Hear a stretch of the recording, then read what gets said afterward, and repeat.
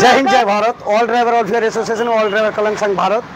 तो सकलेই অবগত আছেন কি দুদিন আগে যে একটা খড়গপুরে একটা দুর্ঘটনাতে একটা ড্রাইভারকে যে নির্মমভাবে হত্যা করা হলো। একটা ড্রাইভার যখন ইচ্ছাকৃতভাবে কাউকে অ্যাক্সিডেন্ট করে না, যখন উনি অ্যাক্সিডেন্ট করলো তাকে পাবলিকে ওখান থেকে নির্মমভাবে বোল্টারে বাড়ি মেরে পুলিশের হাত থেকে নিয়ে কিন্তু হত্যা করে ড্রাইভার খালাসিকে হত্যা করা হলো। কারণ ড্রাইভারটা ছিল একটা মহারাষ্ট্রের ড্রাইভার, আমাদের পশ্চিমবাংলায় কিন্তু কোনো পণ্য নিয়ে এসেছিলো, যেহেতু আমরাও অন্য দেশে কিন্তু আমরা পণ্য নিয়ে যাই, তো যে রাজ্য থেকে আর এক রাজ্যতে উনি একটা পণ্য নিয়ে এসেছিলো। তো যে দুর্ঘটনা যে রাস্তা পথে হতে পারে, যে ড্রাইভার ভুলবশত দুর্ঘটনা হয়ে গেছে, তো এগুলো কি একটা ড্রাইভারকে হত্যা করা হবে? আজকে দেখুন যে আইনটা নিয়ে এসেছিলো, তাহলে ড্রাইভাররা কী করবে এখন? ড্রাইভাররা তো আমরা তো সবাই সমস্ত ড্রাইভারকে বলবো আমরা গাড়ি না চালিয়ে স্টিয়ারিং ছেড়ে দিয়ে বাড়িতে বসে থাকবো, কারণ আজ উনার সাথে হয়েছে কালকে যে আমার সাথে হবে না এর কোনো মানে নাই।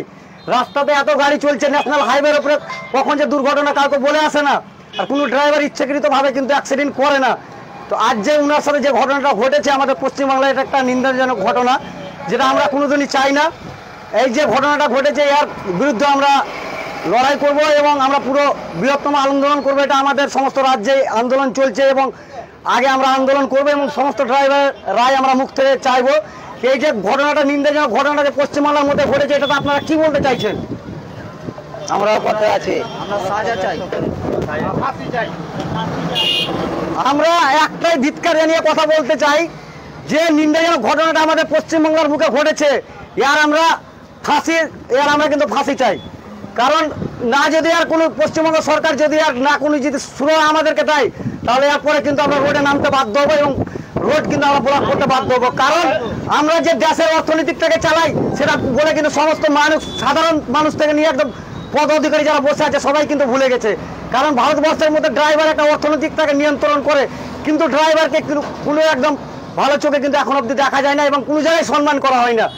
একত যেমন ফৌজি বর্ডারে বসে ডিউটি করে বলে আমরা কিন্তু রাতের মানে বাড়িতে ঘুমাতে পারি, একটা কৃষিক যেমন জমিতে চাষ করে খাবার উৎপাদন করে তাই বলে আমরা খেতে পারি, একটা যেমন ওই মালটাকে যেমন আমরা এক জায়গা থেকে আরেক জায়গায় ড্রাইভারে নিয়ে যেতে, তা বলে কি ড্রাইভারদের কোনো এখানে অনুদান নাই? এত ভারতবর্ষের মধ্যে ড্রাইভারকে যেখানে সেখানে নির্ভয়ভাবে হত্যা করা হচ্ছে, মারা হচ্ছে, এটা কিসের জন্য হবে?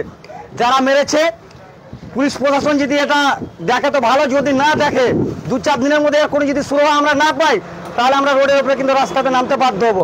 আপনাদের মতামত আপনারা কিন্তু জানাতে পারেন। আমি বলতে চাই কি 72 ঘন্টার মধ্যেই আমরা কি করবে আমরা এটা জানতে চাই, না হলে কিন্তু আমরা রাস্তায় নামতে বাধ্য হব। এটা আমাদের অনুরোধ। পুলিশের কাছ থেকে ছিনিয়ে নেওয়া হলো ড্রাইভারটাকে এবং খালাসিটাকে, তাকে মেরে ফেরা হলো বোল্টার চাপা দিয়ে, বোল্টার দিয়ে। এটা যদি আইনত ব্যবস্থা না হয় তাহলে আমরা পথে নামতে বাধ্য হব। জয় হিন্দ জয় ভারত। ড্রাইভার হত্যা